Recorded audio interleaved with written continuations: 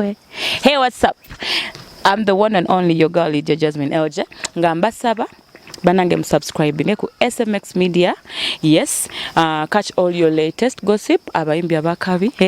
Buli kimu mubeereko mwekumireko. Happy New Year. Mbagala nnyo.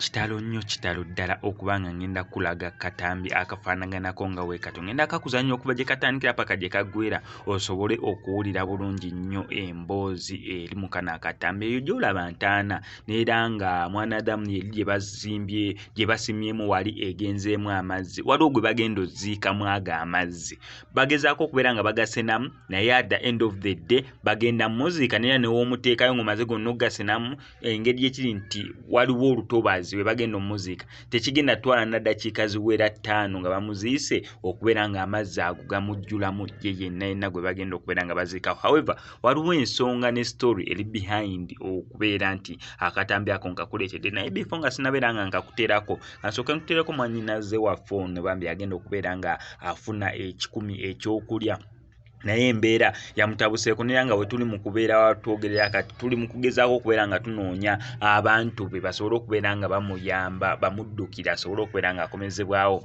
wano mu ggwanga erya Uganda. Katusooke mwannyinaze waffe then nkutereko akatambi akali associated ne story eri associated kweyo Entana gyenkulaze byonna bye bino naye nga sinabeera nga mbikuteerako kankusaba mbyo subscribinga no ku SMX Media tojja kubeera nga omisinga updates naddala nga zino. Ngewanta asimu topista nyave Uganda Kyenyeje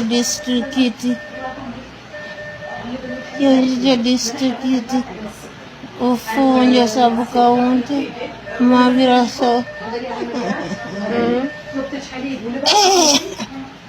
kampuni kye yakuleeta uniki yateye Saudi alimatezi mama wo yani abatata mama wange yafa mama tata wo yani yafa toyinayo muganda wo yenna gwe tuyinza kutandikira mbalina bangi yogera kumanya gaabo kemigavu bitu jeni nibo babaire bangambire kuntabara airport sobola n'okwogera ku lulimi lwewamwe bakutegeere bulungi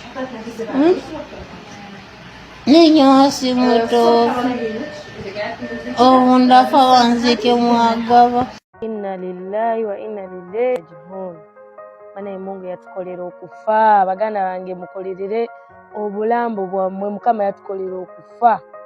Omukyala wuuyo twamuziisa wa amazzi nga agakulukuta okufaako obufi mutabani wagezaako okugazibiikiriza naye nga baagula ettaka mu lutobazi bannange nga tebalina walala bwali bijja we balina mmuteeka wabula nga balina mmuteeka awo kuba yatunda ettaka ly'ebijja era nnyina yali yakafa ebbanga si ddene ne mwannyina n'abaziika mu mazzi ne bamuloosa ne bamugamba yabateeka mu mazzi n'agaana okutundawo basengulawo munnange naye olumbe lwamulumye n'afa naye nga tulina muteeka mu mazzi ago kubanga mu busiraamu mwana ndaani tebalina kye bagiteekamu wadde akakokoto wadde seminti ne bw'oba mugagga yeekana atya okiwulira tulina okuteeka mu mwana ndaani embaawo ziizo zaabaddewo akadongo tekaali tekeetaaga na kutabula kubanga obwedde ettaka balitemayo ndowooza olaba liringa nkukuta olwedde nga lyetabudde n'amazzi twamutaddeyo awo mu lutobazi ne tumuziika. Bannange temutundanga ettaka ly'ekijja mbalabula baganda bange. Mungu yatukolera okufa omukyala twamutadde mu mazzi ago mayitirivu nga bagasenamu naye nga gayiika gakulukuta kubanga we yagula mu lutobazi.